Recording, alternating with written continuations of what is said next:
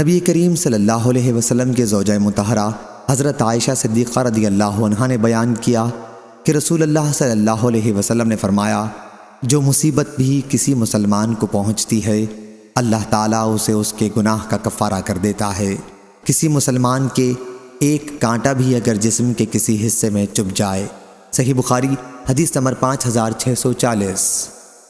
حضرت ابو ہریرہ رضی اللہ عنہ نے بیان کیا کہ رسول اللہ صلی اللہ علیہ وسلم نے فرمایا، مومن کی مثال پودے کی پہلی نکلی ہوئی ہری شاخ جیسی ہے کہ جب بھی ہوا چلتی ہے اسے جھکا دیتی ہے، پھر وہ سیدھا ہو کر مصیبت برداشت کرنے میں کامیاب ہو جاتا ہے۔